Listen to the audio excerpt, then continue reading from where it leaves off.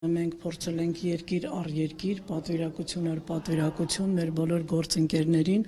անկախ իրենց դիրքորոշումներից, որ նախկինում եղել են, պարզապես տեղեկացնել այն ամենի մասին, ինչ կատարվել է եւ կատարվում է այս օրերի ընթացքում, դրանք եղել են մի շարք տեղեկատվություններ, իհարկե աշխատելով չծանրաբեռնել եվրոպացի մեր գործընկերների ուշադրությունը եւ դրանով որոշակի նեգատիվ արձագանքից կամ զարգացումից ազատ լինելու այնուամենայնիվ նորացրել ենք հնարավորինս այս ինֆորմացիաները եւ սրանք ուղարկվել են թե նախագահական կոմիտեի անդամներին, թե բյուրոյի անդամներին եւ թե ի վերջո բոլոր պատվիրակներին եղել են նաև նամակներ պատվիրակության ղեկավարի անունից, պատվիրակության ողջ կազմի անունից, եղել են նամակներ, որոնք մեր առանձին գործընկերները իրենց քաղաքական խմբերի գործընկերներին են ուղղել, սա կապված է եղել EPP քաղաքական խմբի Եվրոպայի ժողովրդական կուսակցության քաղաքական խմբի համապատասխան քննարկումների եւ որոշումների հետ եւ նաեւ ավելացվել են այն տեղեկատվությունը, որը մենք ստանում ենք հնդածս կապված արդեն բանակցային գործընթացի, սկսվելու եւ կապված այն վայրագությունների հետ, որոնց մասին մենք տեղեկատվություն ենք ստանում։ Այս ամենը առաջին հերթին փորձում ենք հասցնել եւ սրանց վերաբերյալ գնահատականների հասցնել, որպեսզի մեր գործընկերները տեսնեն եւ պատկերացնեն թե բարոյական կերպարը եւ թե միջազգային իրավունքի իմաստով ինչպիսի իրադարձություններ են զարգացել եւ ինչ գնահատականներ է դրանց տալիս միջազգային իրավունքը, այստեղ խոսելով ագրեսիայի մասին, որովհետև այստեղ բացարձակապես տեղին չէ մշտապես ադրբեջանցիների օգտագործվող այդ մոտեցումը, որ մեկը մեկի վրա գցելով, թե սա պրովոկացիա էր եւ ում կողմից էր այս պրովոկացիան, որովհետև միանշանակ պարզ է, որ չի կարող պրովոկացիա լինել սահմանի ամբողջ երկայնքով մեկ, չի կարող լինել պրովոկացիա, որի համար նախապես ուրեմն նախապատրաստել են ով գիտի ինչքան ժամանակներ ծանր տեխնիկաներով, ուրեմն զորատեսակներով եւ զինատեսակներով եւ բնական է, որ նման կարծում եմ, որ այսօր ամբողջ միջազգային հանրության մեջ կա որոշակի ընկալում, թեկուզ չկան փաստեր դեռևս այն մասին, թե ով է սկսել, բայց այնուամենայնիվ կարծում եմ, որ այդ փաստերը հայթայթվող են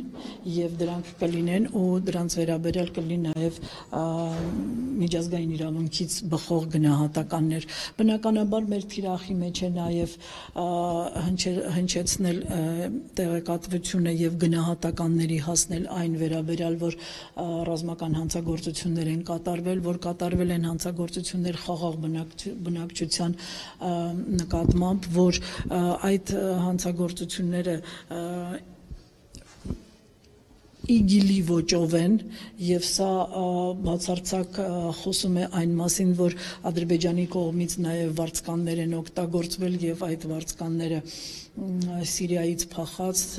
ըստ երևույթին ենթադրում եմ Թուրքիայի ճանապարհով Ադրբեջանում ապաստան գտած եւ իրենց համար պատվեր գտած, իրենց համար աշխատանք գտած տերորիստներն են եւ այն հանցագործությունները, որ իրենք կատարել են նաեւ զինվորականների, վերաբերյալ դրանք նույնպես խոսում են հենց այս մասին, որ սա բացարձակապես տերորիստներին եւ տերորիստական կազմակերպություններին հատուկ ձեռագիր է, այո։ Ես կարծում եմ, որ ոչ դուք, ոչ ես, ոչ էլ որևէ մեկը այսօր արդյունքի մասին որևէ բան ասել չի կարողանա, որովհետև ենթադրում եմ, որ բավականին սուր քննարկումներ են գնալու, հատկապես դուք շատ լավ պատկերացնում եք, որ ԵԽԽՎ-ն դա այն մարմինն է, այն միջազգային հարթակն է, որտեղ մեր հակառակորդները ունեն շատ մեծ առավելություն նախ եւ առաջ իրենց բարեկամ երկրների իմաստով, որովհետեւ ոչ մի այլ հարթակում, ոչ Եվրոխորհրդարանում, ոչ ԵԱՀԿ-ում, ոչ այլ միջազգային կազմակերպություններում այդպիսի միանշանակ աջակցություն, ինչպիսին կա Ադրբեջան, Թուրքիա, սատելիտ այլ երկրներ, չասեմ բոլորի անունները, եւ Եվրոպայի խորհրդի խորհրդանական վեհաժողովը այն մարմինն է, որտեղ խնդիրները լուծվում են քվեարկությամբ եւ մեծամասնություն, փոքրամասնություն արդյունքով, այսինքն այդ երկրները, որոնք բնական աջակիցներ են, բնական դաշնակիցներ են, արյունակցական ազգակիցներ են, կրոնական դաշնակիցներ են, ընդհանրություններ ունեն, սրանց թվային առավելությունը ստարտի վրա արդեն յուրաքանչյուր խնդիր ի սկզբանե քննարկելու ժամանակ արդեն 40-50 ձայնից առավել է։ Սեղանին այսօր գոյություն ունի մի փաստաղթուղթ, որ մադրիդյան սկզբունքներն են։ Այս պաշտոնական Արցախն էլ ոչ մեկ անգամ ասել է, որ իրենց համար մադրիդյան սկզբունքներն ընդունելի չեն։ Եթե վերադարձ լինի բանակցություններ։ Ես կարծում եմ, որ խնդիրը մեր կողմից լավ էր ձևակերպված ժամանակին եւ այս ձևակերպումը ինձ նույնպես դուր է գալիս կամ ընդունելի է ինձ համար, դա այն էր, որ մենք երջանիկ չենք այս սկզբունքներից եւ այդ երջանիկ չլինելու համար կան առիթներ, օրինակ ես այդ նույն հարցադրումը կարող եմ անել, որ ինչու մենք պետք է հիմա նոր ռեֆերենդում անենք, նոր հանրաքվե անենք, այն դեպքում, որ ժամանակին Լեռնային Ղարաբաղի ավտոնոմ մարզի, ինքնավար մարզի բնակչության կողմից կատարված ռեֆերենդումը եղել է միջազգային իրավունքին համապատասխան եւ եղել է սովետական միության այն ժամանակվա մետրոպոլիայի օրենքներին բացառապես համապատասխան ռեֆերենդում եւ այդ նույնպիսի ռեֆերենդումով ճանաչվել է Ադրբեջանի անկախությունը եւ ինքնորոշման իրավունքը սովետական միությունից եւ սովետական միությունը ընդունել է եւ ճանաչել է դա, բայց այդ նույն տիպի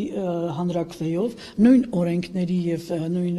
հիմքի վրա կատարված, որը Լեռնային Ղարաբաղը կատարել է առանձնանալու Ադրբեջանից, այդ հանրաքվեն չի ընդունվել եւ մինչեւ օրս չի ընդունվել Ադրբեջանի ուրեմն իշխանությունների կողմից, Ադրբեջանը սանձազերծեց այդ պատերազմը, Արցախի ուրեմն ժողովրդի ինքնորոշման արդար իրավունքին հակադրվեց ռազմական գործողություններով, պատերազմական գործողություններով, որոնք շարունակվում են մինչև այսօր։ Այսինքն այդ իմաստով, եթե մենք գնանք այսպես մեզ համար շահեկանության տեսակետից, մենք կարող ենք ասել էլի կետեր, որտեղ որ սկզբունքները մեզ համար շահեկան չեն կամ մեզ համար լավագույնը չեն, բայց եթե մենք մոտենում ենք նրան, որ մենք շահագրգիռ ենք եւ կողմնակից ենք խնդրի լուծման համար եւ այդ խնդրի համալիր լուծումը իր մեջ ներառում է այս հետեւողական քայլերը իրար հետ, ապա մենք պիտի համաձայնվենք դրան եւ սա կարծում եմ մեր կողմից շատ մեծ զիջողություն է, որ մենք համաձայնվում ենք եւս մեկ անգամ հանրաքվե անցկացնելու այն խնդրի վերաբերյալ, որի վերաբերյալ ժամանակին բնակչությունը, ժողովուրդը արդեն իր կամարտահայտությունը իրականացրել է։ Այնուամենայնիվ, սա ելի եմ ասում մեզ հնարավորություն է տալիս երջանիկ չլինելով հանդերձ աշխատել եւ քայլել կատարել հետևողականորեն դեպի կոնֆլիկտի լուծումը, դեպի վերջնական ուրեմն Լեռնային Ղարաբաղի ինքնորոշման ճանաչումը եւ դեպի խաղաղ հանգուցալուծումը այս բոլոր գործընթացի։ Դրա համար մենք սրան համաձայնություն ենք տալիս։ Մադրիդյան սկզբունքների հիմքը հենց առաջին կետը հենց դա է։ Մադրիդյան սկզբունքների հիմք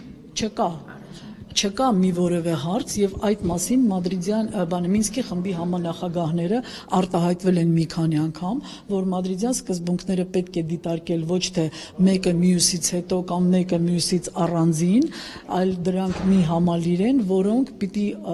դիտարկվեն եւ իրականացնեն համատեղ ամբողջական իրար հետ եւ որևէ մեկը մյուսի նկատմամբ ոչ առավելություն բովանդակության իմաստով եւ ոչ էլ ժամկետային իմաստով չունի եւ չպիտի ունենա։ Դրա համար, եթե դուք կարծում եք, որ Մադրիդյան սկզբունքների հիմքը դա տարածքների վերադարձն է, ապա ես էլ օրինակ գտնում եմ, որ Մադրիդյան սկզբունքների հիմքը դա Լեռնային Ղարաբաղի բնակչության իրավունքն է հանրաքվեի ճանապարհով լուծել իրենց սեփական ճակատագրի, իրենց ապագա պետության հարցը, ինքնորոշման հարցը։